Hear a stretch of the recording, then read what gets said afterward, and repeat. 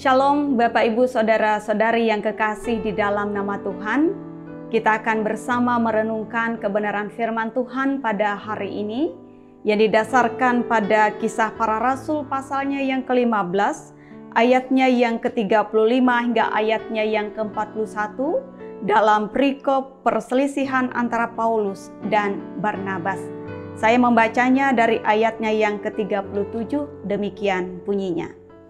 Barnabas ingin membawa juga Yohanes yang disebut Markus, tetapi Paulus dengan tegas berkata bahwa tidak baik membawa serta orang yang telah meninggalkan mereka di Pamfilia dan tidak mau turut bekerja bersama-sama dengan mereka. Hal itu menimbulkan perselisihan yang tajam, sehingga mereka berpisah dan Barnabas membawa Markus juga sertanya berlayar ke Siprus, tetapi Paulus memilih Silas. Dan sesudah diserahkan oleh saudara-saudara itu kepada kasih karunia Tuhan, berangkatlah ia mengelilingi Syria dan Kilikia sambil meneguhkan jemaat-jemaat di situ. Amin. Bapak Ibu Saudara-saudari yang kekasih di dalam nama Tuhan. Siapakah kita selama hidup ini yang tidak pernah berselisih? Perselisihan tidak terhindarkan dalam perjalanan dan pengalaman kita dalam kehidupan ini.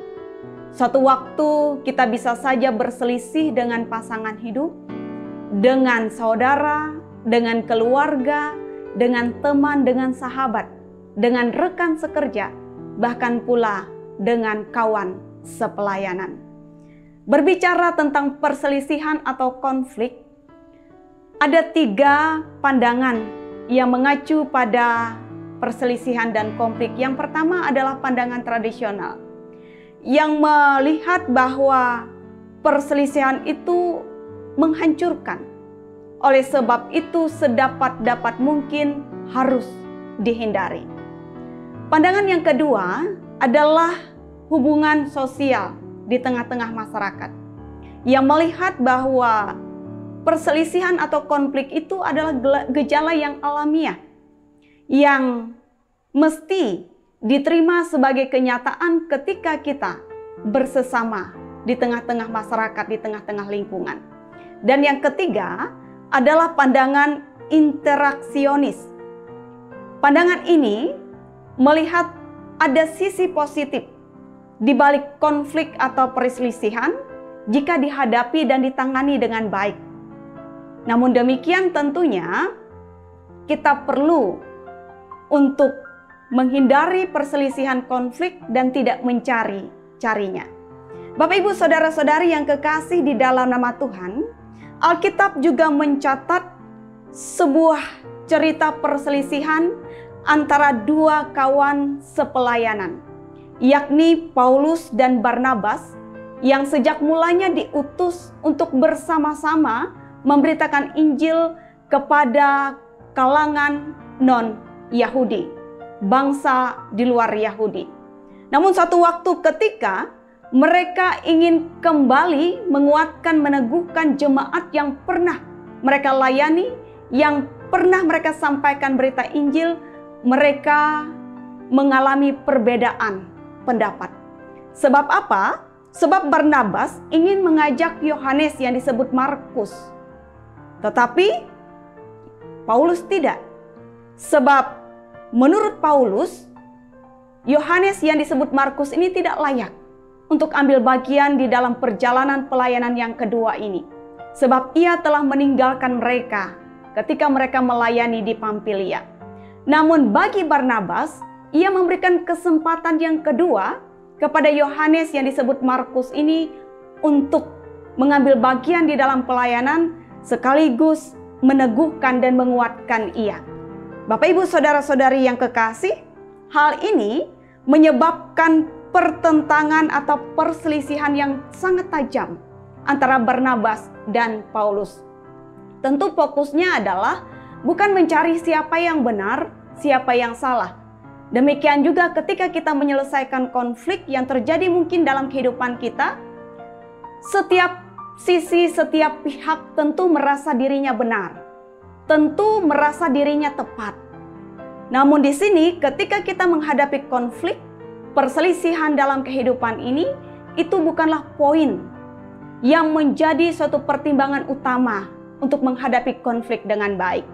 Bapak Ibu saudara-saudari yang kekasih di dalam nama Tuhan, konflik atau perselisihan antara Paulus dan Barnabas mereka tangani dengan sangat bijaksana. Mereka kemudian mengubah rencana sedemikian rupa dengan tujuan bahwa mereka bersama-sama mampu menghadapi konflik itu dengan tidak mengorbankan pemberitaan Injil yang akan mereka sampaikan. Yang pertama, mereka akan berangkat satu kelompok ke daerah Asia Kecil, ke bangsa-bangsa yang non-Yahudi yang sudah mereka layani, dan karena kesepakatan mereka memutuskan untuk melayani dua kelompok. Sehingga Barnabas bisa membawa Yohanes yang disebut Markus untuk bersama-sama dengan dia dalam kelompok yang pertama, dan Paulus membawa Silas melayani di Pamfilia dan Syria dan sekitarnya.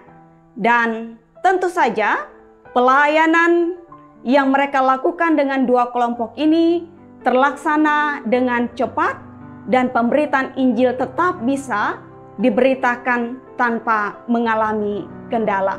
Jadi Bapak Ibu saudara-saudari yang kekasih di dalam nama Tuhan, dari bagian firman Tuhan pada hari ini kita bersama-sama diingatkan, kita bersama-sama diarahkan bahwa yang pertama, bahwa memang sedapat-dapatnya kita menjauhi atau tidak mencari-cari yang namanya konflik. Tapi dalam kenyataannya memang kadangkala konflik tidak bisa kita hindari. Dan yang kedua, mari kita juga memandang konflik itu sebagai sesuatu yang alamiah dan menerimanya sebagai sebuah kenyataan yang harus kita alami ketika kita bersesama dengan orang lain di sekitar kita. Dan yang ketiga, mari kita bersama-sama menangani konflik bukan mencari siapa yang benar dan siapa yang salah, tetapi menanganinya dengan baik, dengan bijaksana, sedapat-dapatnya kedua pihak yang berselisih, kedua pihak yang berkonflik bisa mencari solusi yang tidak mengganggu tujuan yang baik di dalam setiap rencana, dalam setiap kesepakatan yang diambil di dalam hidup ini. Bapak Ibu Saudara yang kekasih di dalam nama Tuhan, bagian firman Tuhan pada hari ini kiranya membekali kita untuk menghadapi perjalanan kehidupan kita selanjutnya dalam gumul juangnya. Tuhan Yesus memberkati. Amin. Mari kita bersama saat ini berdoa. Kami ucap syukur sebab firman Tuhan telah diberitakan di tengah-tengah kami. Mari Tuhan terangi hati dan hidup kami untuk boleh menerima firman Tuhan dan dengan percaya dan boleh melakukan dalam kehidupan kami setiap hari. Bapa kami dalam Yesus Kristus, kami serahkan kehidupan kami sepanjang hari ini dalam kasih dan pemeliharaan Tuhan. Sekiranya apapun yang kami kerjakan, segala aktivitas kami atas berkat perkenanan Tuhan berbuah baik dan menjadi hormat kemuliaan bagi nama Tuhan. Kami boleh melangkah sepanjang hari ini dalam perjalanan iman yang senantiasa berkemenangan di dalam Tuhan. Di dalam nama Yesus Kristus kami mengucap syukur dan berdoa. Amin.